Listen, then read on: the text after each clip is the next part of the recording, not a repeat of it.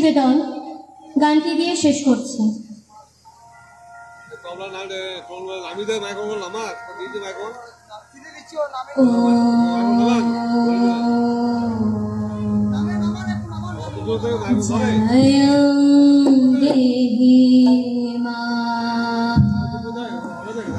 Balm দেহি মা রূপং দেহি মা যশো দেহি মা। আজ বাজে মন মাঝে হইয়া গো মনির গান, জগৎ জননী মাকে করে আহ্বান। আজ বাজে মন মাঝে হইয়া গো মনির গান, জগৎ জননী মাকে করে আহ্বান। জগৎ জননী মাকে করে আহ্বান। মনের মুখে ভাসে তোমারই সে আলো ভরা মধু মুখতা, তোমারই সে আলো ভরা মধু মুখতা। মায়ের মূর্তি ধরে যাবো যাবো, মায়ার বিনাশ করে যাবো যাবো। আজ বাজে মন মাঝে হইয়া গো মনির গান, জগৎ জননী মাকে করে আহ্বান। জগৎ জননী মাকে করে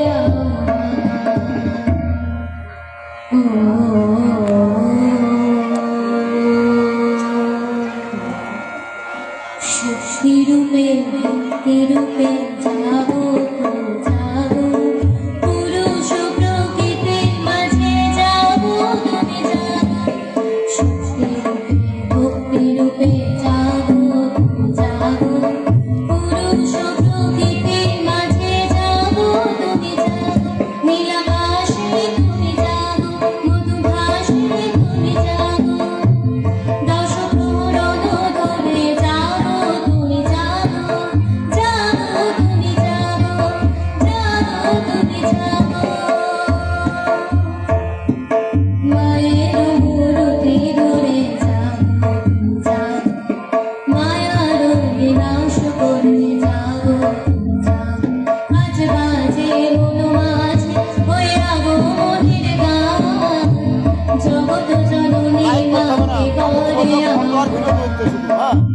মনের মুখে ভাসে তোমারই সে আলো ভরা মধু মুখতা, তোমারই সে আলো ভরা মধু মুখতা। আর এটা ধরে নিয়ে যান, এটা ধরে নিয়ে যান, এটা এইভাবে ধরে লাইভ চলছে কিন্তু এইভাবেই দেবেন নিয়ে।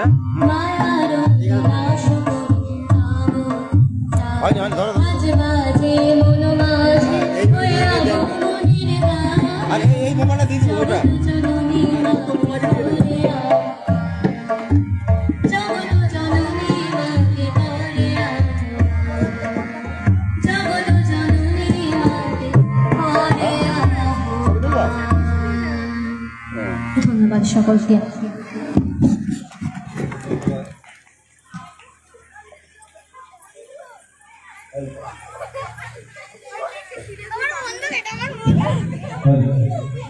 এবারে আমাদের আজকের অনুষ্ঠানের উদ্বোধক এবং সভাপতি মাননীয় কৌশিক মহাশয়, উনি থাকবেন না, বিশেষ কাজের জন্য চলে যাবেন। সেই কারণে আমি তারকনাথ চক্রবর্তী মহাশয়কে ওনাকে আজকের মাইক্রোফোনটা তুলে দেওয়ার জন্য অনুরোধ করছি। কিছু বললেন ওনার সম্বন্ধে। নমস্কার। আজকে আপনারা নিশ্চয়ই ইতিমধ্যে লক্ষ্য করেছেন আমাদের মঞ্চে উপস্থিত হয়েছেন শ্রীমান কৌশিক। কৌশিক মানে অত্যন্ত ব্যস্ত মানুষ, তিনি সময় সংগ্রহ করে এখানে আসতে পেরেছেন, তার জন্য তাকে ধন্যবাদ। কৌশিকের বাবা কানাইরা দীর্ঘদিনের বিশিষ্ট অভিনেতা, এখানে বসে রয়েছেন প্রদীপ ভট্টাচার্য মশাই এবং আমার শ্রদ্ধেয় কানাইরা, তারা মঞ্চ দাপিয়েছেন একদিন।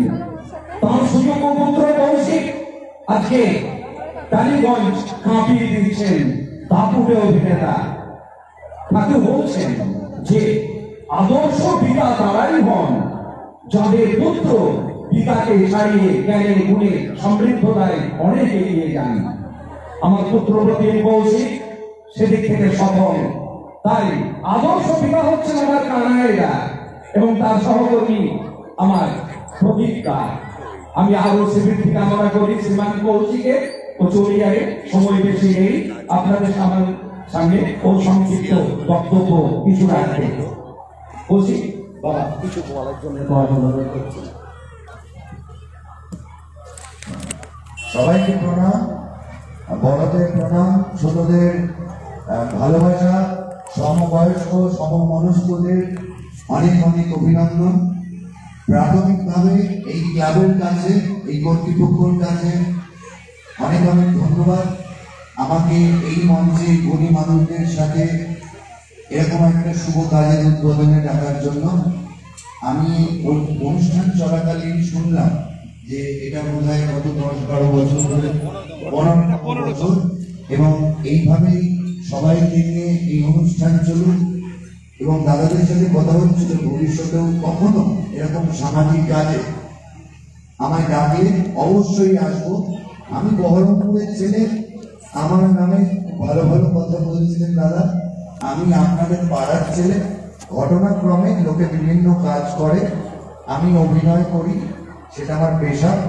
এবং আপনাদের আশীর্বাদে, বাবা মা এবং ঈশ্বরের আশীর্বাদে আমার কাজ কিছু মানুষ ফলো করে টেলিভিশনের মাধ্যমে। তারা আমার কাজ দেখেন এবং আমায় পছন্দ করেন। আমি তার জন্য চূড়ান্ত কৃতজ্ঞ এবং আমি খুবই ভাগ্যবান। হয়তো আমার যোগ্যতাও নেই এত ভালোবাসা পাওয়ার, যতটা ভালোবাসা আপনাদের কাছে প্রতিনিয়ত পায়। এই সবের বাইরে আমি বহরমপুরের ছেলে, বহরমপুরের মানুষ। আমাকে এখানে আসার জন্য প্রণবেশ বাবু এবং আমার দাদা বারবার জোর করেন এবং আমি শিওর ছিলাম না আজকের দিন আমি এখানে থাকবো কিনা। আমি কথা দিয়েছিলাম যদি আমি থাকি তাহলে অবশ্যই আসবো। আর কথা বলে সময় নষ্ট করবো না, আমার একটু অন্য কাজ আছে, যেতে হবে। অনেক অনেক ধন্যবাদ আমায় ডাকার জন্য এবং আশীর্বাদ করুন যে পথে আছি সে পথে যেন টিকে থাকতে পারি, সৎ পথে চলতে পারি, আপনাদের সবার আশীর্বাদ ভালোবাসায় এগিয়ে যেতে পারি। অনেক অনেক শুভেচ্ছা। এই মাতৃশক্তির আরাধনার মাধ্যমে আমাদের ভবিষ্যৎ, নতুন বছর, আগামী বছর খুবই ভালো কাটুক। আর মা, কাকিমা, বোনেরা যারা আমায় টেলিভিশনের মাধ্যমে দেখেন তাদেরকে বলতে পারি যে আমি নেগেটিভ পাঠ করি বলে আমায় গালাগালি দেন না তো। আমি কিন্তু অত খারাপ ছেলে নই। করতে হয় কাউকে না কাউকে তো ভিলেনের পাঠ করতে হবে। আশীর্বাদ করুন যেন টিকে থাকতে পারি। 2 লাইন বেসুরে একটা গান গেয়ে চলে যাব, আর সময় নষ্ট করবো। এখন নিস্তব্ধ মোহনায় এসে দাঁড়িয়েছে 10 জন সুন্দর, বাকি ঘরের 900 জানালায় কত পাখি খুঁজছে মৃত্যুর উত্তর, যেন চুরি যাওয়া এক মৃদু ছুঁয়ে আছে দিনের গ্যালারি। এই এই এই এই এই দুর্না রতুর নাও নাও নিস্তব্ধ মোহনা, নাও নিস্তব্ধ। কমিটির জন্য আর সাউন্ড সিস্টেমের জন্য একটা জোরে হাততালি। অনেক অনেক ধন্যবাদ, খুব ভালো থাকবেন, আশীর্বাদ। এই পরিচয়টা তো জানা ছিল না, এই পরিচয়টা তো তোমার জানা ছিল না। ধন্যবাদ আমাদের কৌশিকদাকে, সত্যি খুব অসাধারণ লাগলো। ওনাকে আমরা পাশে পেয়ে আমরা খুব গর্বিত এবং আপ্লুত হয়েছি। ধন্যবাদ কৌশিকদাকে।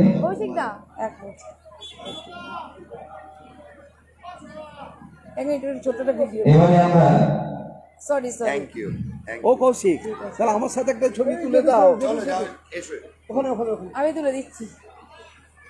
এবারে আমরা আমাদের মধ্যে পেয়েছি আমাদের অন্যতম প্রধান অতিথি মাননীয় বাবলি মুখার্জি মহাশয়া।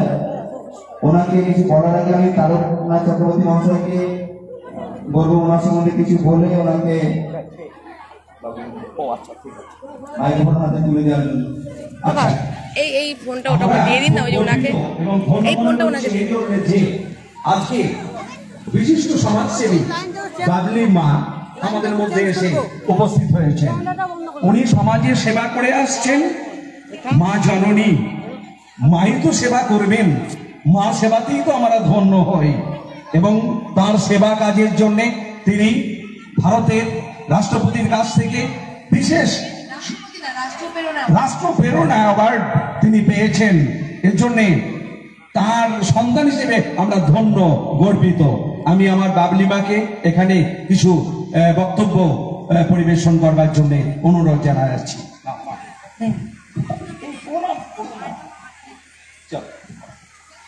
নমস্কার। মঞ্চে উপবিষ্ট যে সকল গুণীজন এবং গুরুজনেরা রয়েছেন তাদের সকলকে আমার সশ্রদ্ধ প্রণাম। আমার সামনে এবং আমার মাইকের বার্তা যতদূর পর্যন্ত পৌঁছাচ্ছে যে সকল গুরুজনেরা রয়েছেন তাদের সকলকে আমার সশ্রদ্ধ প্রণাম জানাই। আপনাদের চরণে আপনারা আমার প্রণাম গ্রহণ করবেন। মঞ্চে উপবিষ্ট গুণীজন এবং আমার সামনে যে সকল গুণীজনরা রয়েছেন তাদের মধ্যে যারা আমার সন্তান সমতুল্য তাদের জন্য অন্তরের অন্তঃস্থল থেকে অনেক অনেক ভালোবাসা, দোয়াত ভরা আশীর্বাদ। আর আমার সমবয়সী যারা রয়েছে এবং আমার ছোট ছোট যারা রয়েছে তাদের জন্য অনেক অনেক ভালোবাসা। ঈশ্বর তোমাদের সকলের এবং আপনাদের সকলের মঙ্গল করুক, সুস্থ রাখুক, আলোর দিশা দেখা, জীবন হোক আলোয় আলোকিত। আমি একটা প্রশ্ন করতে চাই, আমাদের মানব জন্ম নেওয়ার পর সব থেকে বড় অ্যাসেট কি কেউ বলতে পারবেন? সব থেকে বড় অ্যাসেট মানে সম্পত্তি কেউ বলতে পারবেন? একটু জোরে বলবেন। কেউ বলতে পারবেন কি পারবেন না? আমরা মানুষ রূপে জন্মগ্রহণ করেছি পৃথিবীতে। সব থেকে বড় সম্পত্তি কি আমাদের? কি? ভালোবাসা। আচ্ছা, থ্যাংক ইউ। আর একটা কেউ বলতে পারবে কি? কর্ম। মঞ্চ থেকে উঠে এসেছে কর্ম। আর কেউ বলতে পারবে?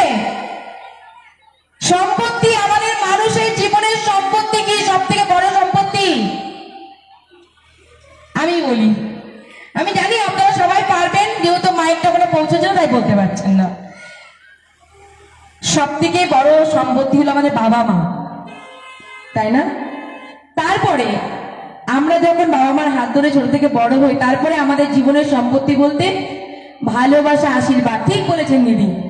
আর ইনি বলেন কর্ম। সবই কিন্তু রিলেটেড।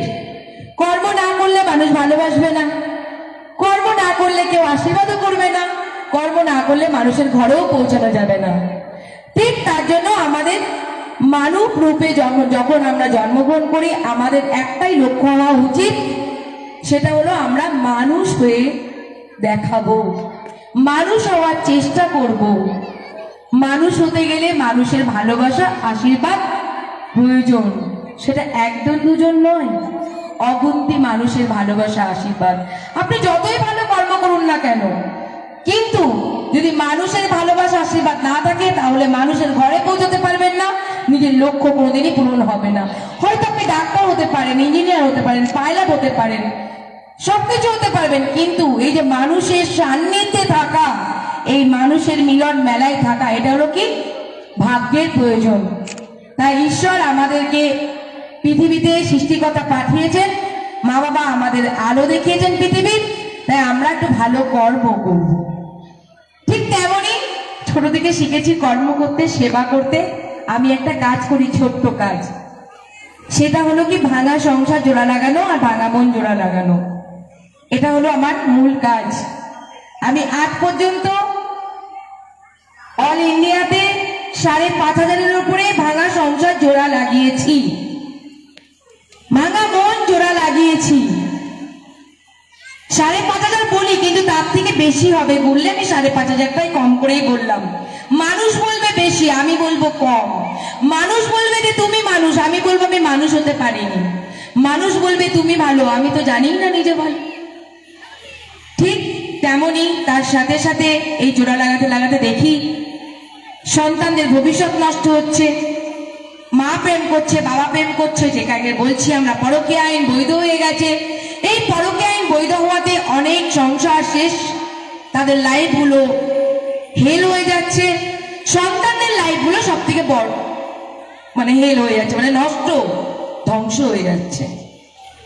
আজকে বড়রা যদি ভুল করে ছোটরা কি শিখবে? সেই কারণে আজকে ছোট ছোট সন্তানরা যাতে মা বাবা পায়, যেসব মামলাগুলো 20 বছর 30 বছর ধরে মামলা চলছে, বধূ নির্যাতন কেস, খোরপোশের মামলা, তারপরে হলো কি ঘরে ওঠার মামলা, রায় বেরিয়েছে অথচ উঠতে পারছে না। মেনটেনেন্সের রায় বেরিয়ে গেছে, মানে খোরপোশ মাসিক যে একটা স্বামী মেনটেনেন্স দেবে তারপরেও দিচ্ছে না, স্বামী পালিয়ে বেড়াচ্ছেন। বধূ নির্যাতন কেস হয়েছে, ঘুরে ঘুরে দৌড়ে দৌড়ে ঘুরে বেড়াচ্ছেন, কিন্তু কোনো রকম ন্যায় পাচ্ছেন না, বছরকে বছর লাগে। মাত্র 3 দিনে প্রবলেম সলভ করি, যত বছরেরই সমস্যা হোক না কেন মাত্র 3 দিনে হলো আমার কাজ। এই কারণেই মানুষ আমাকে আজকে চিনতে পেরেছেন, তাই আপনাদের বা ঘরের আমি মেয়ে বাবলি মুখার্জি, আর কিছু না। এছাড়া আরো কাজ করি, ধরুন 20 বছর 30 বছর জমি দখল করে রেখে দিয়েছে, 1 থেকে 2 দিন খুব 3 দিনে সেই 30 বছর দখল করার সম্পত্তি সেটা আমি ফিরিয়ে দিচ্ছি 3 দিনের লড়াই। তারপরে ধরুন কোনো নাবালক নাবালিকার বিয়ে হচ্ছে, সেখানে গিয়ে তাদের সন্তানকে বুঝিয়ে কাউন্সিলিং করে ঘরে ফেরাচ্ছি।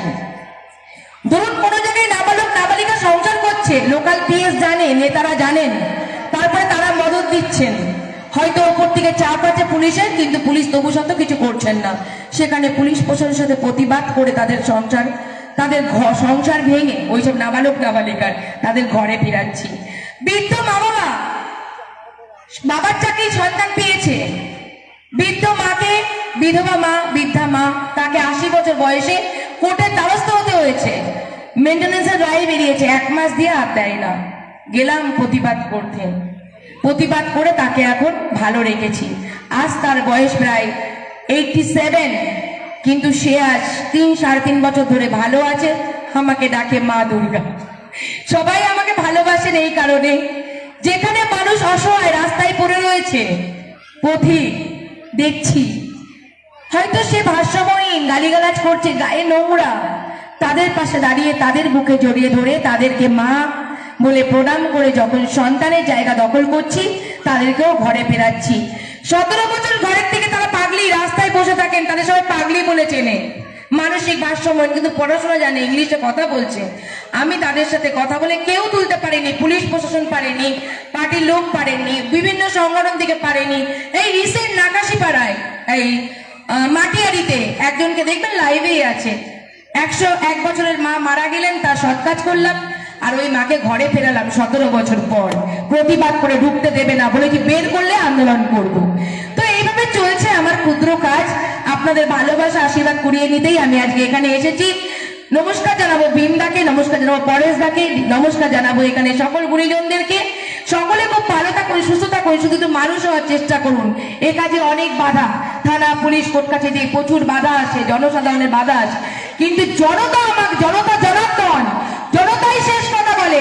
আমি ফেসবুক লাইভ করে কাজ করি, ফেসবুক লাইভের সমস্যা শুনি, আজকে বহু মানুষ আমাকে কাজে বাধা দিচ্ছেন, কিন্তু আমি জানি সত্যের জয় নিশ্চিত। ধর্মের আর অধর্মের লড়াই চলছে বর্তমানে আমার সাথে, তো আমি জানি ধর্মের জয় হবেই, সত্যের জয় নিশ্চিত। আমি আমার জনসাধারণ জিতবে।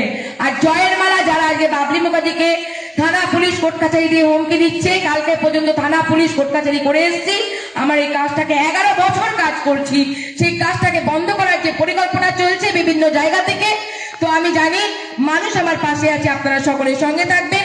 যদি আমাকে মানুষের মাঝে দেখতে চান, যদি মানুষের কাজ করতে সুযোগ দেয়, আমি আবারও ফিরছি সামনের মঙ্গলবারে। সকলে খুব ভালো থাকুন, সুস্থ থাকুন। আমার অফিস কৃষ্ণনগর নতুন বাসস্ট্যান্ড মহাপ্রভু হোটেলের পাশে, বাবলি মুখার্জি 1 বা বাবলি মুখার্জি বলে সার্চ করলে পেয়ে যাবেন। এই কাজের উপরে অনেক সম্মান পেয়েছি, এই ভাঙা সংসার জল ডক্টরেট অ্যাওয়ার্ড পেয়েছি, মানে ডক্টর সম্মান, পিএইচডি নয়, ডক্টর সম্মান পেয়েছি এই কাজটার উপরে। রাষ্ট্রীয় প্রেরণা অ্যাওয়ার্ড পেয়েছি, সুপার ওম্যান অ্যাওয়ার্ড পেয়েছি, বাংলার মুখ হিসেবে অ্যাওয়ার্ড পেয়েছি, সমাজ বন্ধু অ্যাওয়ার্ড পেয়েছি, যত বলবো ততই কম। কবি সম্মেলন থেকে অ্যাওয়ার্ড পেয়েছি, আমি অ্যাওয়ার্ডের কথা বলতে পারবো না, সম্মান শুধু মানুষের ভালোবাসা, অ্যাওয়ার্ড সাজিয়ে রাখা যায়, ওটা সম্মান স্মৃতি পরিবারের, কিন্তু আমার কাছে আপনারাই স্মৃতি, আমার কাছে আপনারাই সব। তো জনতা জনার্দন, জনতার জয় হোক, মানুষের জয় হোক, মনুষ্যত্বের জয় হোক, সত্যের জয় হোক, এই বলে আমার ক্ষুদ্র বক্তব্য এখানে শেষ করবো। সকলে খুব ভালো থাকুন, মা দুর্গা আপনাদের মঙ্গল করুক, মা দুর্গার কাছে প্রার্থনা করি সকল মানুষকে নিরোগ করো, আর কিছু না। ধন্যবাদ বাবলি মুখার্জি মহাশয়াকে। এবারে আমরা আমাদের মধ্যে পেয়েছি প্রদীপ ভট্টাচার্য মহাশয়। ওনাকে কিছু বলার আগে আমি তারকনাথ চক্রবর্তী মহাশয়কে বলবো ওনার সম্বন্ধে কিছু বলার জন্য। না ঠিক আছে, বসুন, আপনি বসুন। এই ওই যে ওই একটা কথা আছে না, অবতার নাহি কহে মুই অবতার, প্রদীপ বাবু হলেন ঠিক তাই, কিন্তু তার সম্বন্ধে উনি তো নিজে বলবেন না, তা আমাকে আমি বলতে বাধ্য এবং আমি বলবই। ওনাকে যদি এই ব্যাকরণগত ভাবে ভুল হবে কিনা জানি না, নাহলে ওনাকে আমি বলতাম নাট্য পণ্ডিত। নাটক নিয়ে এত গবেষণা ইতিপূর্বে কেউ করেছেন কিনা আমার জানা নেই। আজ থেকে 40 বছর আগে প্রথম ওনার প্রযোজিত নাটক মায়া নাটক আমি দেখে মুগ্ধ হয়েছিলাম, তখন আমি যুবক ছিলাম। তারপরে তার অনেক নাটক মঞ্চস্থ হতে দেখেছি রবীন্দ্র সদনে, এবং তিনি সবচেয়ে যে বড় কাজটা করেছেন আপনারা শুনলে অবাক হবেন। বহরমপুর সংশোধনাগার, সেন্ট্রাল জেল যেটা আগে বলা হতো, এখন সংশোধনাগার, সেই সংশোধনাগারের কয়েদিদেরকে নিয়ে তিনি নাটক উপস্থাপনা করেছেন। কি নাটক? যে নাটক বিশ্ববন্দিত কবিগুরু রবীন্দ্রনাথের রক্তগরবী নাটক, যে নাটক বাংলা কেন, ভারতবর্ষ কেন, সুদূর প্রাচ্য পাশ্চাত্যে বিভিন্ন ভাষায় যে নাটক মঞ্চস্থ হয়েছে, সেই নাটক তিনি মঞ্চস্থ করেছেন যক্ষপুরী নাম দিয়ে বহরমপুরে। কি অনবদ্য তার প্রযোজনা! তিনি প্রযোজনা করেছেন রবীন্দ্রনাথের তোতা কাহিনী। তা অজস্র বলার আছে, তার সম্বন্ধে সময় নেই, আমি বলবো না। এবার তার মুখে কিছু বক্তব্য শুনে আমরা সমৃদ্ধ হব, তাই আমি প্রদীপ ভট্টাচার্য মশাইকে কিছু বলবার জন্য অনুরোধ জানাচ্ছি। দাদা আসুন, চলে আসুন।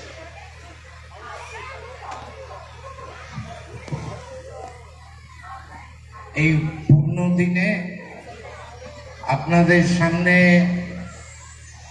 উপস্থিত আমাকে করা হয়েছে এবং আমার নামের বিশেষ্য অনেক কিছু লাগানো হয়েছে। এত ছোটখাটো উচ্চতা, আপনাদেরকে শুভেচ্ছা জানাই। শুধু একটা কথা বলি, মানুষের জন্য ধর্ম, ধর্মের জন্য মানুষ নয়। এটা আমার কথা নয়, এটা রবীন্দ্রনাথের কথা। এবং একজন মানুষ হতে গেলে তার দুটো সত্তা থাকতে হয়। একমাত্র পৃথিবীতে প্রাণী জগতের মধ্যে মানুষই হচ্ছে দ্বিসত্তার অধিকারী, আর সব প্রাণীকুল এক সত্তার অধিকারী। মানুষ প্রশ্ন করে, নিজেকে করে, সমাজকে করে, প্রকৃতিকে করে। তাই সে সেই কেনর উত্তর দিয়ে সে একটু একটু করে এগিয়ে চলে। সে সমাজ গড়ে, রাষ্ট্র গড়ে, এবং পৃথিবীর অধিবাসীদের সঙ্গে তার কমিউনিকেশন তৈরি হয়, সংযোগ তৈরি হয়। এবং তার প্রধান জায়গা এই কেনর মধ্যে দিয়ে একটা জিনিস সে পায়, তার নাম শিক্ষা। শিক্ষাটা হচ্ছে তার অধিকার। এইখানেই মানুষ, এই মানুষ শিক্ষা দিয়েই নিজে শিক্ষিত হয়ে তার ভেতরে মনুষ্যত্ব তৈরি হয়। তাই এক মানুষ আরেক মানুষের সঙ্গে জোড়ে, তাই উৎসব তৈরি হয়। উৎসব তৈরি হয় একটা কিছুকে খাড়া করে।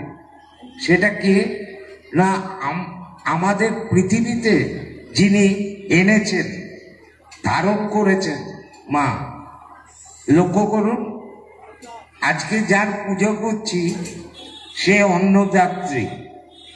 কে দেয়? মা দেয়। ঘরে মা আছে, তার সঙ্গে ঠিক ব্যবহার করি? যদি করি তবে এই পুজোটা সার্থক। আর যদি না করি, ওই যে বললাম, শিক্ষা তার গড়ে ওঠেনি, কারণ সে নিজেকেই চিনতে শেখেনি। এই নিজেকে চিনতে শেখার জন্যে ওই দ্বিসত্তাটা তার মানবতা জাগায়, এবং মানবতাটা ঠিক জায়গায় পরিস্ফুট হলে তার মুক্তি হয়। সেই কারণে রামকৃষ্ণ বলেন, একটাই কথা বলে গেছেন, চৈতন্য হোক, অর্থাৎ তোমার চিন্তার বিকাশ হোক। এবং সেটা কোথা দিয়ে? মানুষের মেলবন্ধনের মধ্যে দিয়ে। একের সঙ্গে অপরের সংযোগ রক্ষার্থে যে শিক্ষা তৈরি হয়, সেই শিক্ষার অধিকার যারা কাড়ে তারা বিদর্ভী। এই শিক্ষার অধিকারকে যারা বিনষ্ট করে তারা আসুবি।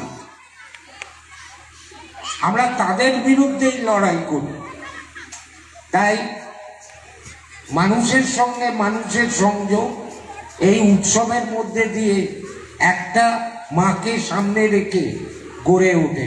যেমন পরিবারে উৎসব হয়, সেরকম সামাজিকভাবে উৎসব হয় একটা মাকে সামনে রেখে। আমাকে ধর্মের কথা বলছিলেন, তা আমি ওসব বুঝি টুঝি না। আমি বুঝি আমার ঘরের মাকে যে আমাকে খেতে দেয় সমভাবে, সম বন্টনের মধ্যে দিয়ে, এইটা বুঝি। আর বুঝি সঠিকভাবে শিক্ষাটা দেয় মাই দেয়। তাই এই উৎসব আপনাদের সমৃদ্ধ করুক, শিক্ষিত করুক, আর প্রশ্ন করা ছাড়বেন না, কারণ ওইটাই হচ্ছে আসল সত্য। এই মিলনের আসল সত্য হচ্ছে ওটাই, প্রশ্ন করা। প্রশ্ন করুন, উত্তর পান, শিক্ষিত হন। এই অধিকারকে যারা কেড়ে নেয়, আপনার মেরুদণ্ড বেঁকিয়ে দেয়, এক সত্তা প্রাণী হিসেবে আপনাদের ট্রিট করে, তাদেরকে বর্জন করুন। ধন্যবাদ। আপনারা সকলে ভালো থাকুন, সুন্দর থাকুন, মিলেমিশে থাকুন, আর মানুষের সঙ্গে মানুষের মিলনের মধ্যে দিয়ে ওই মাকে খুঁজুন। ধন্যবাদ। সকলে ভালো থাকুন।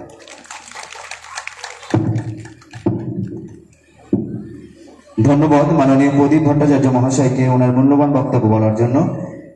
এবারে আমরা আমাদের আজকের অনুষ্ঠানের শেষ বক্তা, এবং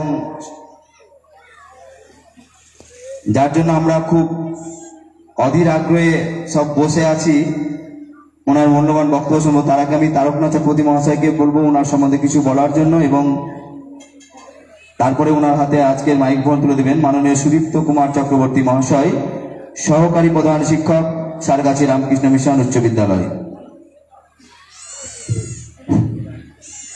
আমাদের প্রাথমিক যে অনুষ্ঠান সভা পর্ব, সেটা শেষ পর্বে আমরা এসে গেছি। প্রতিবারের মতো এবারেও আমাদের মধ্যে উপস্থিত রয়েছেন সুদীপ্ত, অত্যন্ত প্রাজ্ঞ, জ্ঞানী, সুপণ্ডিত, সুবক্তা, সারগাছি রামকৃষ্ণ মিশন উচ্চ বিদ্যালয়ের সহকারী প্রধান শিক্ষক। এই সহকারী কথাটা কেন আছে জানেন? রামকৃষ্ণ মিশন মঠের নিয়ম হচ্ছে সেখানকার কোনো প্রতিষ্ঠানে প্রধান আসনটি গ্রহণ করবেন তাদেরই সংঘের কোনো সন্ন্যাসী।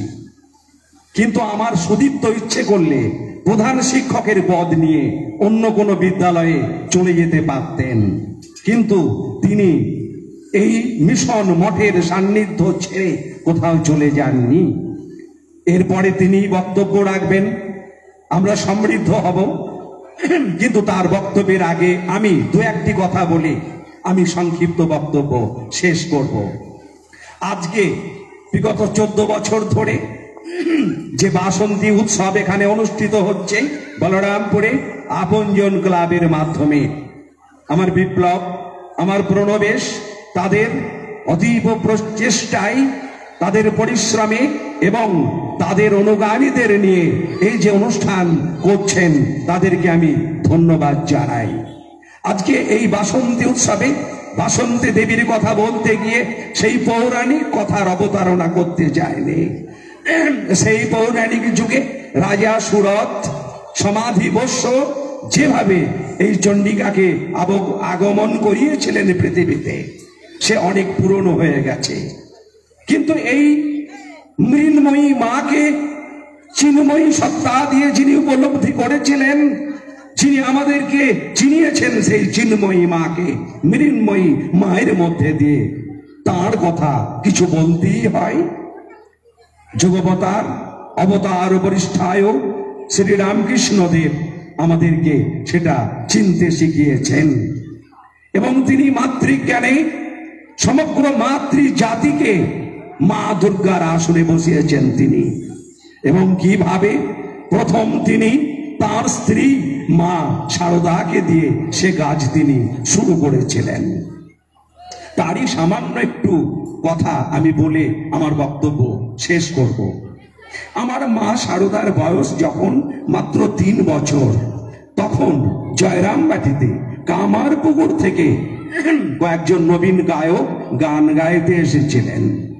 তখন মা শারদার গুরুস্থানীয় কিছু ব্যক্তি শারদামাকে বলেছিলেন, ওই যে ওরা গান করছে, বলতো ওর মধ্যে তোর বরকে? মা শারদা রামকৃষ্ণর দিকে অঙ্গুলি নির্দেশ করেছিলেন। সেই শারদামণির সাথে তারও 2 বছর পর 5ম বর্ষীয় বালিকার সাথে 24 বর্ষীয় যুবক শ্রী রামকৃষ্ণ দেবের পরিণয় সূত্রে আবদ্ধ হন এবং সেই দিনই রামকৃষ্ণ এবং শারদামণির মধ্যে আধ্যাত্মিক যোগসূত্র তৈরি হয়। স্বামী চেতনানন্দ আমেরিকার লুইস শহরের বেদান্ত ট্রাস্টের একজন সদস্য, তিনি শারদামণি বলে একটি গ্রন্থে তিনি লিখছেন যে তখনকার দিনে ওই বাল্যবিবাহের প্রচলন ছিল। বাল্যবিবাহ এক অর্থে বাগদান। সেই বালিকা যখন দেহে মনে প্রাণে সাবালিকা হতেন, তারপর তাকে শ্বশুর গৃহে পাঠানো হতো। কিন্তু শ্রী রামকৃষ্ণদেব শারদা মায়ের 7 বছর বয়সে, 9 বছর বয়সে, 14 বছর বয়সে যখনই দক্ষিণেশ্বর থেকে কামারপুকুরে আসতেন, তখন মাকে জয়রামবাটি থেকে কামারপুকুরে পাঠানো হতো। আর শ্রীরামকৃষ্ণদেব তখন মাকে একটু একটু করে আধ্যাত্মিক শিক্ষা দিতেন, তার আধ্যাত্মিক সঙ্গিনী করে নেবার জন্য। কারণ শ্রীরামকৃষ্ণদেব তখনই বুঝেছিলেন একদিন শ্রীরামকৃষ্ণ মিশন এবং মঠের দায়িত্ব এই মাকে নিতে হবে। তাই তিনি তখন থেকেই মাকে তৈরি করছেন এবং মাকে তৈরি করেছিলেন। সেই মা যখন অষ্টাদশী বর্ষিয়া হলেন, তখন শ্রীরামকৃষ্ণদেব দেখুন, যেমন অনেক অবতার রয়েছেন, তারা বিবাহ করেছেন, সংসার করেছেন। আবার অনেক অবতার তাদের স্ত্রীকে পরিত্যাগ করেছেন। যেমন গৌতম বুদ্ধ অন্ধকার রাতে স্ত্রীকে রেখে বেরিয়ে গেছেন তার সাধনায়। শ্রীমন মহাপ্রভু শ্রী চৈতন্যদেব গভীর রাত্রে স্ত্রীকে রেখে দিয়ে সংসার ত্যাগ করে চলে গেছেন আপন সাধনায়। তার ব্যাখ্যা আলাদা, সে উপস্থাপনা এখানে করব না। কিন্তু শ্রীরামকৃষ্ণদেব কি করলেন? তার স্ত্রীকে সঙ্গে নিয়ে তাকে আধ্যাত্মিক দীক্ষা দিয়ে তাকে জগৎ জননী করে তুললেন, আমার মা শারদাকে। এই শারদা মাকে দেখুন, স্বামী বিবেকানন্দ তার প্রধান শিষ্য কিভাবে মাকে দর্শন করছেন। শ্রীরামকৃষ্ণদেব বিবেকানন্দকে তার অন্তিম লীলায় বলেছিলেন, নরেন, আজ তোকে আমি আমার সবকিছু দিয়ে আমি ফুতুর হয়ে গেলাম রে, যা তুই বিশ্ব জয় করে আসিস। সেই বিবেকানন্দ চিকাগো শহরে আমেরিকায় গিয়ে বিশ্ব বিজয় করে যখন ফিরে এলেন, তখন রিলিজিয়ান পার্লামেন্টে যখন তিনি বক্তৃতা দিলেন, তার বক্তৃতা শুনে সবাই মুগ্ধ হলো এবং তখন তিনি এসে মা শারদাকে মাতৃজ্ঞানী জগজ্জননী রূপে প্রণাম করলেন। দীর্ঘদিন পর মা পুত্রকে দর্শন করলেন, অভাবনীয় দৃশ্য। বিবেকানন্দের সাথে সেই বিদেশ থেকে আরো বিদেশিনী অনেক শিষ্য এসেছিলেন। সারা আবুল, মিস ম্যাকনুইন, সিস্টার নিবেদিতা, তারা এসেছিলেন মায়ের সান্নিধ্যে।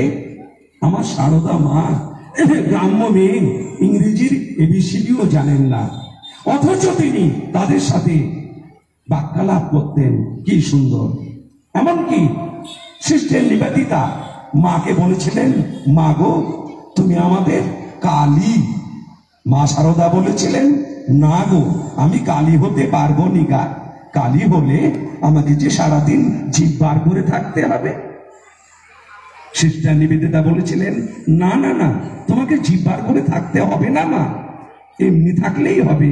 তুমি আমাদের স্বয়ং কালী, আর ঠাকুর রামকৃষ্ণ আমাদের স্বয়ং শিব। মা সেটা মেনে নিয়েছিলেন। শ্রীরামকৃষ্ণদেব 18 বছর বয়সে ষোড়শী মাতৃকার পূজা করেছিলেন মায়ের আসনে বসে সারদা দেবীকে। এক ঐতিহাসিক ঘটনা। তিনি জগজ্জননী রূপে মাকে দেখিয়েছিলেন এবং তার একটি শেষ ঘটনা বলে আমি আমার বক্তব্য শেষ করব। অন্তিম লগ্ন যখন শ্রী ঠাকুর রামকৃষ্ণদেব দক্ষিণেশ্বরে একদিন আছেন, বিকেল বেলায় চৌকিতে শুয়ে রয়েছেন, মা শারদা তার পদসেবা করছেন। হঠাৎ মা শারদা উঠে বসে ঠাকুরকে জিজ্ঞেস করলেন, হ্যাঁ গা, আমি তোমাকে একটা প্রশ্ন করব। ঠাকুর বললেন, নিশ্চয় করবে, নিশ্চয় করবে, করো, কি প্রশ্ন করবে করো। তা বললেন, আচ্ছা সত্যি করে বলো তো, আমি তোমার কে? তখন ঠাকুর উঠে বসলেন, উঠে বসে বললেন, তুমি আমার কে? তুমি আমার কে? খুব ভালো প্রশ্ন করেছো গো। এই দেখো মন্দিরে মা ভবতারিণী রয়েছেন, আমি দুবেলা মায়ের পুজো করি, মাকে আরতি করি, মাকে ভক্তি। এই মা বিশ্ব সৃষ্টি করেছেন, এই মা বিশ্ব পালন করছেন। আবার এই মা স্ত্রী সেজে স্বামীর পদতলে বসে স্বামীর সেবা করছে। তুমি তো আমার সেই গা, তুমি তো আমার সেই। এই জায়গায় রামকৃষ্ণদেব আমার মা শারদাকে বসিয়েছিলেন, জগজ্জননী। তাই আজকে আমাদের এই উৎসব তখনই সার্থক হবে, প্রতিটি নারীকে আমরা যেদিন মা বলে জ্ঞান করতে পারবো, মাতৃভাবে তাদেরকে দেখতে পারবো, তবেই বাসন্তী মায়ের আরাধনা আমাদের সার্থক হবে, সুন্দর হবে। তাই আজকে আমার বক্তব্য শেষ করব। আপনারা সবাই আনন্দে থাকুন, ভালো থাকুন। এবার আমি আমার সুদীপ্তকে তার মূল্যবান বক্তব্য রাখবার জন্য অনুরোধ করছি। সুদীপ্ত।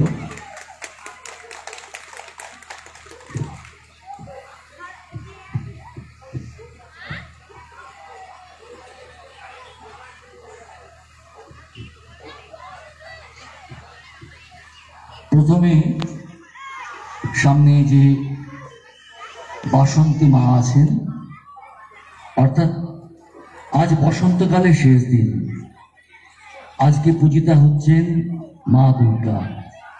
আগে তার চরণে আমরা সকলে মিলে বলি, প্রসীদ ভগবত অম্বে, প্রসীদ ভক্ত বৎসলে, প্রসাদম কুরু মে দেবী, দুর্গা দেবী নমস্তুতে। হে ভগবতী অম্বা, আমায় প্রসন্ন করো, আমার প্রতি প্রসন্ন হও। হে ভক্ত বৎসল, ভক্তের প্রতি যার অকৃপণ সুধারূপ কৃপা নেমে আসে, সেই মা তোমাকে প্রসন্ন করি, প্রসন্ন হও মা। মা, আমাদের অনুকম্পা করো, আমাদের সকলকে ভালো রাখো, তোমাকে প্রণাম করি। আর প্রণাম করি মঞ্চে রয়েছেন যে সমস্ত গুণীজন তাদেরকে প্রণাম করি। আমার সামনে রয়েছেন ভক্তজন, তাদের সকলকে, কারণ ভক্তের মধ্যে ভগবানের বাস। অল্প কথা বলি, মা হচ্ছেন শক্তি। আমরা শক্তির পূজা করতে এসেছি। শক্তির অবস্থানটা কোথায় বলুন তো? আমাদের হৃদয়ে। এই শক্তি যার যত বেশি প্রকাশিত হয় তিনি তত বেশি দীপ্যমান হন, জল জল করেন কর্মের আকাশে। এই কৌশিক রায়, বাবলি মুখার্জি, প্রদীপ ভট্টাচার্য, এটা বিখ্যাত মানুষ। কেন বিখ্যাত? এদের মধ্যে একটা শক্তি কাজ করছে। শক্তি আমাদের মধ্যে নেই, আমাদের সকলের মধ্যেই শক্তি রয়েছেন। শক্তি মানে মা রয়েছেন। মাকে শক্তি বলছি কেন? একটা পুরাণের গল্প বলি। পুরাণে বলছে একবার দেবতা এবং অসুরের মধ্যে ভীষণ যুদ্ধ হয়েছিল। সেই যুদ্ধে দেবতারা অসুরদের হারিয়ে দিয়েছিলেন এবং অসুরদেরকে হারিয়ে দেওয়ার পর দেবতাদের খুব আনন্দ হয়েছিল যে না জানি আমরা কি বিরাট একটা বিরক্তির কাজ করলাম, আমরা অসুরদেরকে হারাতে পেরেছি। ভীষণ গর্ব হয়েছে তাদের। ব্রহ্মা নয় কিন্তু ব্রহ্ম হচ্ছেন একটা শক্তি, যে শক্তি এই সারা জগৎ বিশ্ব ব্রহ্মাণ্ডকে ছেয়ে আছেন। যে শক্তিকে দেখা যায় না, অনুভব করতে হয়, সাধক সেই শক্তির সন্ধান পান। যে ব্রহ্ম মানে শক্তি, যে শক্তি আমার ভিতরে রয়েছে। ব্রহ্ম তার মনে হলো এই যে দেবতারা এত অহংকৃত হয়ে পড়েছেন, তাদের অহংকার চূর্ণ করা দরকার। ব্রহ্ম, স্বয়ং ব্রহ্ম তখন এক অদ্ভুত রূপ ধারণ করে দেবতাদের সামনে এসে বললেন, আচ্ছা আপনাদের তো অনেক ক্ষমতা, আমি একটা তৃণ ঘাস, ছোট্ট একটা ঘাস সামনে রাখছি। ও সেই যে অদ্ভুত মূর্তিকে জাস্ট স্বাগত করার জন্য দেবতাদের পক্ষ থেকে অগ্নি গিয়েছেন। অগ্নি দেবতা বল আমি সব পোড়াতে পারি, আমার অনেক ক্ষমতা, অসুরদের ছাড়খাড় করে দিয়েছি। এইবার সে অদ্ভুত মূর্তি, ব্রহ্ম যে অদ্ভুত মূর্তি হয়ে এসেছে, সে অদ্ভুত মূর্তি ছোট্ট একখানা ঘাস দিয়ে বলছে এই ঘাসকে পুরান তো। অগ্নি অনেক চেষ্টা করেও সেই ঘাসকে পুরাতে পারলেন না। এরপর বায়ু দেবতা তিনি এসে বললেন আমার ভয়ঙ্কর শক্তি, আমি উড়িয়ে পুড়িয়ে সব শেষ করতে পারি, উড়িয়ে দিতে পারি। তখন বলছে ছোট্ট ঘাসটাকে উড়ান তো। বায়ু পারলেন না। এরপর সব দেবতারা বুঝলেন যে আমাদের ক্ষমতার চেয়েও আরো বেশি ক্ষমতাধর কেউ আছে। এরপরে সেই যে অদ্ভুত চেহারার যে মূর্তিটি অন্তর্হিত হয়ে গেল, অদৃশ্য হয়ে গেল, সেইখানে এক দেবী মূর্তি দেখা গেল। সেই দেবী মূর্তি বললেন যিনি এসেছিলেন তিনি ব্রহ্ম। ওই দেবী মূর্তি দেবতাদেরকে বলছেন যিনি এসেছিলেন অদ্ভুত চেহারা নিয়ে তিনি ব্রহ্ম। তিনি শিক্ষা দিয়ে গেলেন যে আমরা আমাদের নিজেদের জোরে কিছু করতে পারি না, সবকিছু ব্রহ্মের ইচ্ছায় চলে। সেই ব্রহ্ম সারা জগৎ প্লাবী, জগৎ ব্যাপী, বিশ্ব ব্রহ্মাণ্ড ব্যাপী এক মহা শক্তি, তার নাম ব্রহ্ম। সেই দেবী বললেন সেই ব্রহ্মের শক্তিতেই তোমরা যা করতে পেরেছ তা করেছ। তাহলে দেবী কি করলেন? দেবী ব্রহ্মের স্বরূপটা বুঝালেন। এই কৌশিক রায় বলুন, বাবলি মুখার্জি বলুন, প্রদীপ ভট্টাচার্য বলুন, বা আমরা যারা কিছু কিছু করছি, আমরা কেউ নিজের ক্ষমতায় করি না। স্বয়ং ব্রহ্ম সেই মহাশক্তি আমাদের মধ্য দিয়ে কাজ করেন। আমরা অহংকার করি যে আমি করছি, আমি বলে কিছু হয় না। যতদিন আমি না যায় ততদিন সেই মহাশক্তির সন্ধান পাওয়া যায় না। এই ব্রহ্ম তত্ত্ব দেবতাদের কাছে প্রকাশ করলেন কে? দেবী। সেই দেবীকে বলা হচ্ছে ব্রহ্মের শক্তি। একদিকে আছে ব্রহ্ম তত্ত্ব, আর ব্রহ্ম তত্ত্বকে আমাদের সামনে পরিস্ফুট করেন কে? ব্রহ্ম শক্তি, যাকে বলি আমরা মা, যাকে বলি আমরা দেবী। যেমন শ্রীরামকৃষ্ণ হচ্ছেন ব্রহ্ম তত্ত্ব, আর মা শারদা হচ্ছেন ব্রহ্ম শক্তি। আমরা শক্তির উপাসনা করি, আমরা মায়ের উপাসনা করি। কেন? একটি ঘটনা বলি। সম্প্রতি রামকৃষ্ণ মঠ ও রামকৃষ্ণ মিশনের যিনি প্রেসিডেন্ট মহারাজ ছিলেন, পূজ্যপাদ শ্রীমৎ স্বামী স্মরণানন্দজি মহারাজ, তিনি প্রয়াত হয়েছেন। এবার তার স্মরণ করার সময় আরেকজন মহারাজ যিনি সাধারণ সম্পাদক, তার নামটা খেয়াল করুন, স্বামী সুবীরানন্দ। সুবীরানন্দজি বলছেন যে রাজ্য সরকার আমাদের একটা বড় কাজের দায়িত্ব দিয়েছিল, তা সেই কাজটা আমরা পারবো কিনা। রামকৃষ্ণ মিশন তো সমস্ত কাজ খুব ভালো করে করার চেষ্টা করে, তার একটা সম্মান রয়েছে, তার একটা যশ খ্যাতি রয়েছে। রাজ্য সরকার একটি বড় কাজের দায়িত্ব দিয়েছেন রামকৃষ্ণ মিশনকে। এবার সেই সাধারণ সম্পাদক মহারাজ স্বামী সুবীরানন্দ তখন গেলেন যিনি প্রেসিডেন্ট মহারাজ পূজ্যপাদ শ্রীমৎ স্বামী স্মরণানন্দজি, তার কাছে। তা মহারাজ, রাজ্য সরকার এই কাজটি দিয়েছেন, কি করে করব, আমাকে পথ দেখান। তখন সেই স্বামী স্মরণানন্দজি বলছেন যে দেখো, তুই প্রার্থনা করো। করবে কার কাছে? ঠাকুরের কাছে।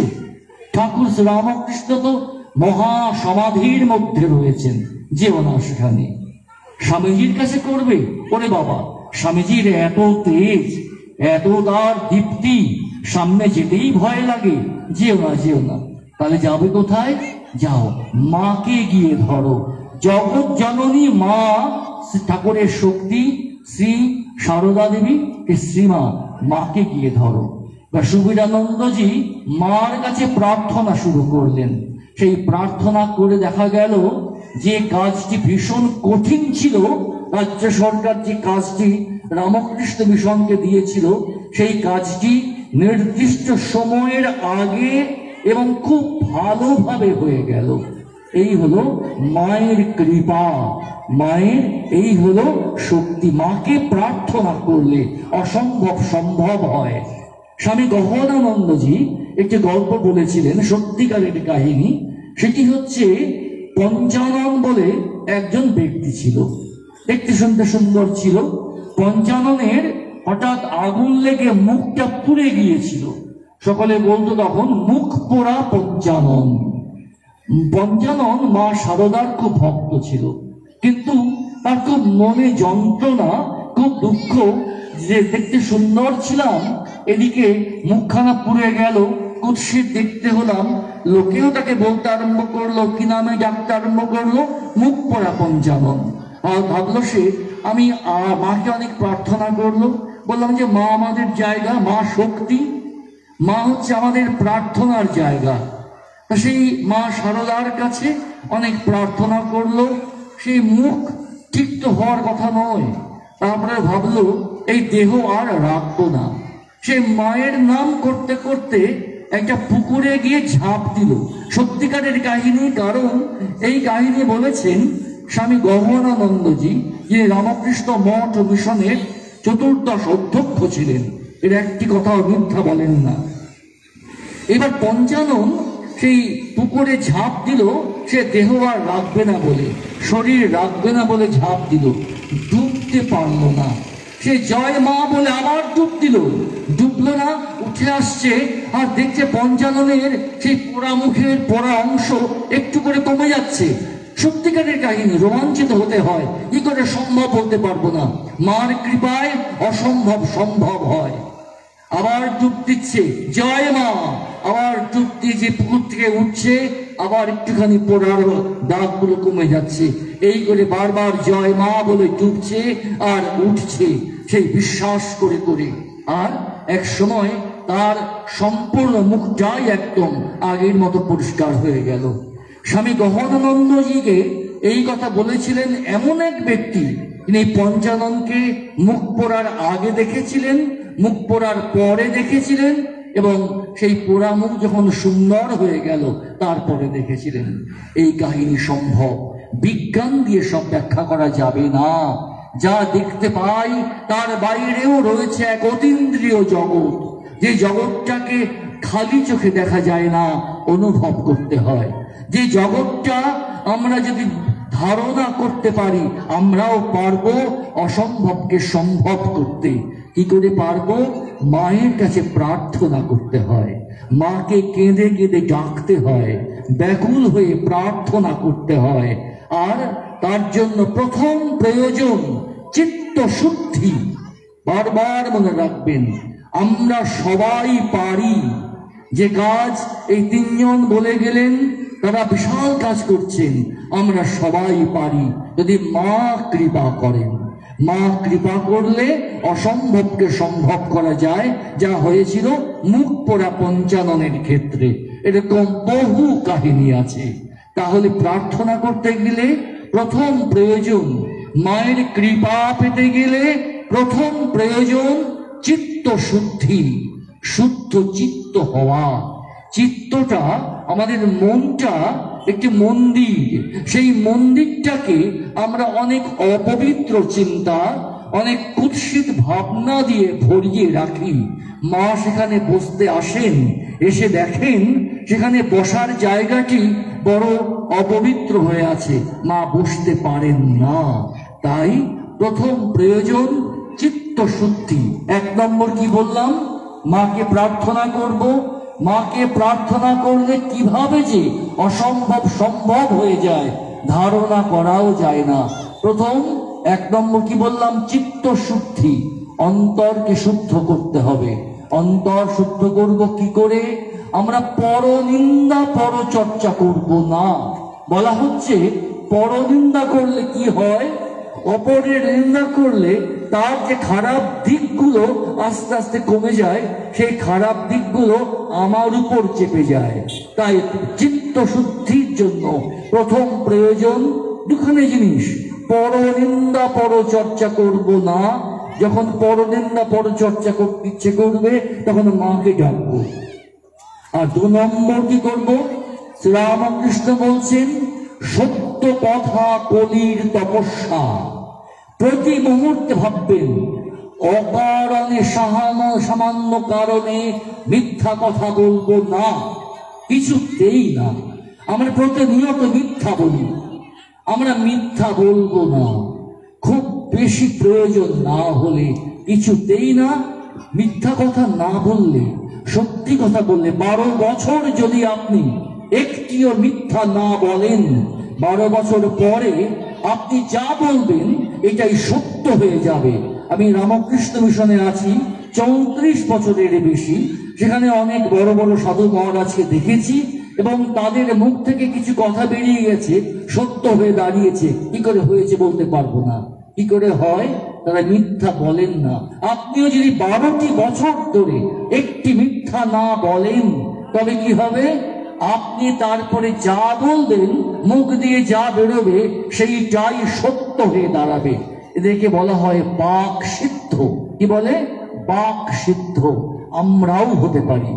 একবার স্বামীজি বলছেন কি? স্বামীজি বলছেন, সত্যের জন্য সবকিছু ত্যাগ করা চলে, কিন্তু কোনো কিছুর বিনিময়েই সত্যকে ত্যাগ করা চলে না।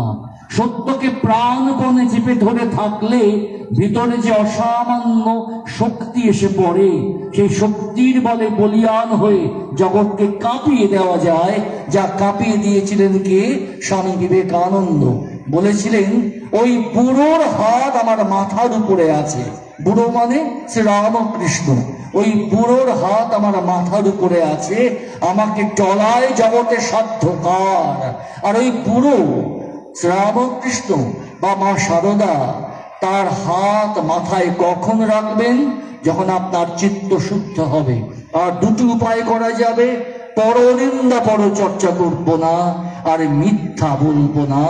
সত্যের সঙ্গে আঁট রাখবো, সত্যের সঙ্গে চেপে ধরে থাকবো। সত্যকে আমরা চেপে ধরে থাকবো। কিরকম?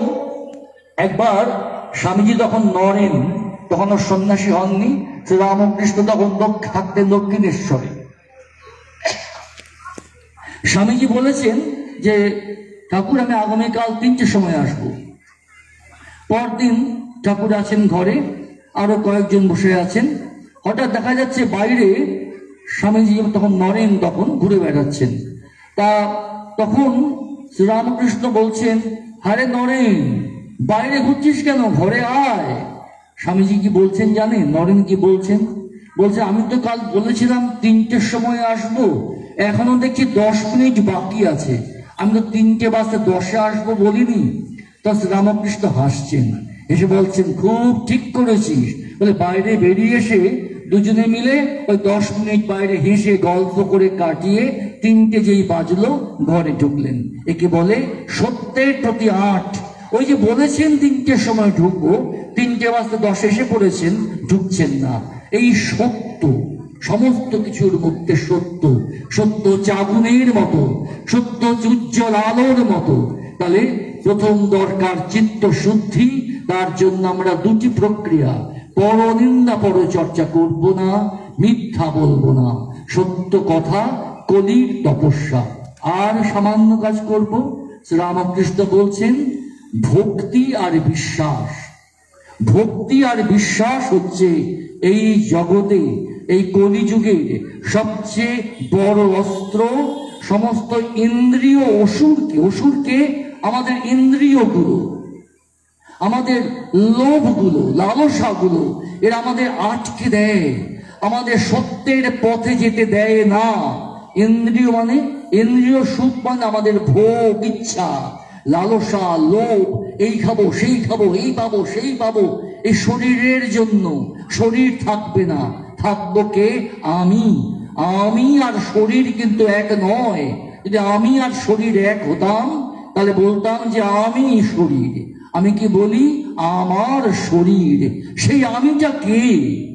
আমার যে পরিচয় সুদীপ্ত চক্রবর্তী, এটা আমার শরীরটার পরিচয়। আমার দেহ বিনাশ হয়ে যাবে, আমি তাহলে কি? সেই আমিটাকে খোঁজার জন্য আমাদের জন্ম।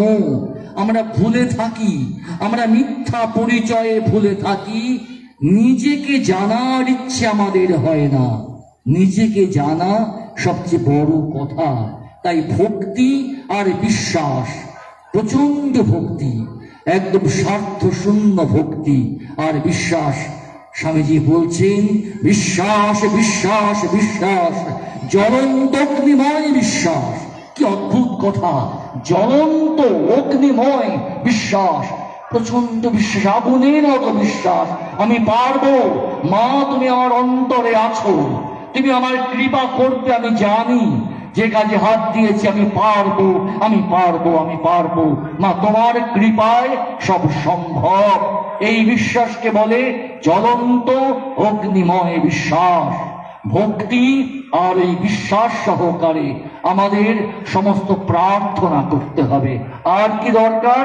আর কি দরকার? সারল্য। খুব সরল হতে হয়। খুব সরল না হলে ভগবান দর্শন দেন না। ওর ঘোর প্যাঁচের মানুষদেরকে, ওই প্যাঁচালো লোকদেরকে ঠাকুর পছন্দ করতেন না। ঠাকুর নিজে খুব সরল ছিলেন, বালক স্বভাব ছিলেন।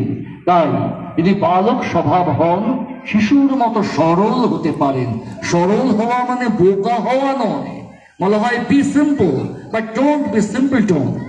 সরল হও, কিন্তু বোকা হয়েও না। রামকৃষ্ণ বলছেন ভক্ত হবি তো বোকা হবি কেন? সরল হবেন, বোকা হবেন না। সারল্য থাক, সোজা পথে চলতে হবে, তবেই মায়ের কৃপা নেমে আসবে। কি বললাম? প্রথম হচ্ছে চিত্ত শুদ্ধি। তা করব কেমন করে? খুব বড় বলে লাভ নেই তো। যেগুলো আমরা জীবনে বাস্তবায়িত করতে পারবো সেগুলোই আমরা করি না কেন?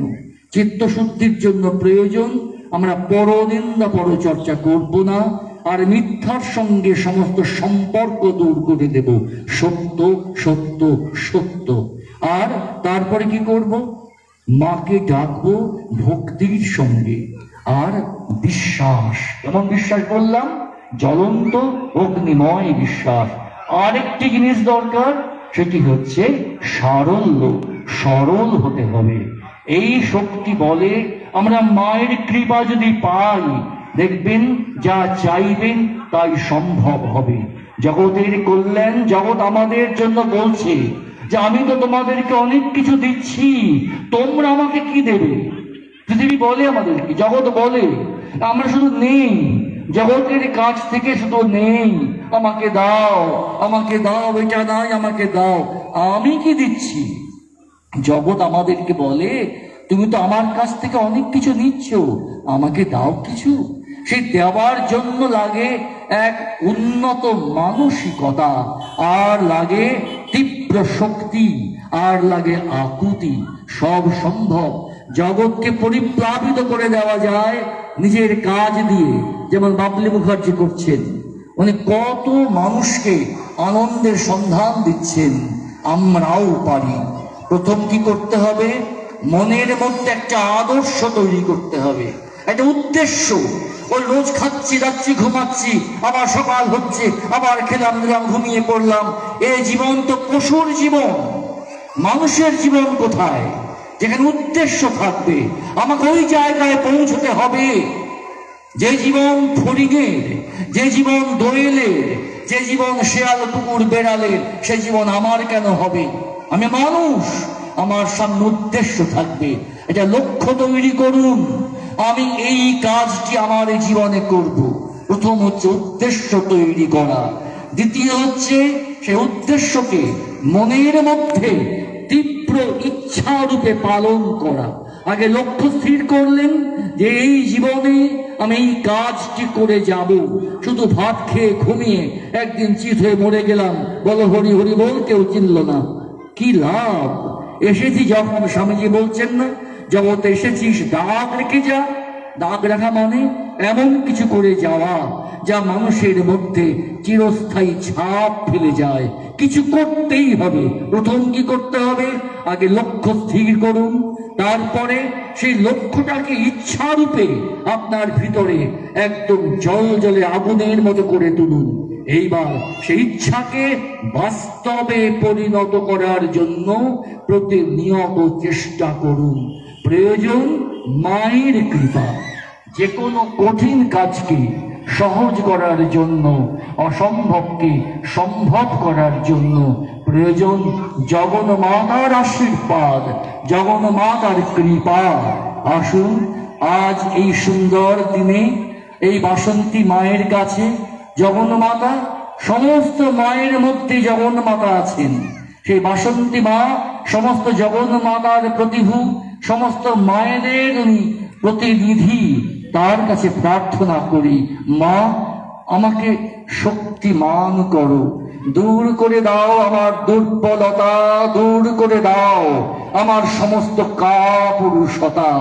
আমি যেন এই জীবনটাকে তোমার কৃপায় সার্থক করতে পারি। জগন্মাতার কাছে আমাদের আকুল প্রার্থনা হোক, মা আমাকে শক্তি দাও, আমার দুর্বলতা, আমার কাপুরুষতা, আমার যা কিছু মিথ্যা সব দূর করে দাও, এই জীবনটা যেন সার্থক করতে পারি। সকলকে আমার প্রণাম জানাই।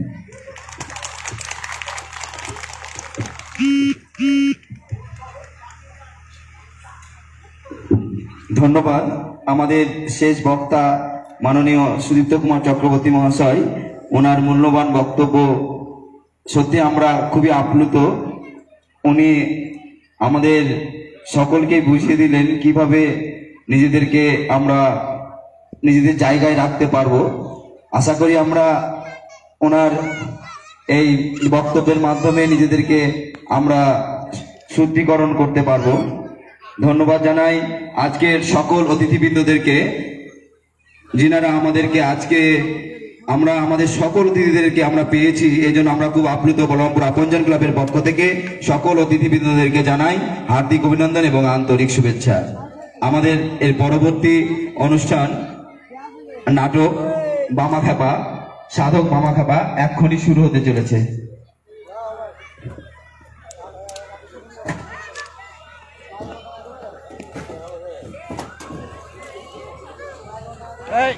এই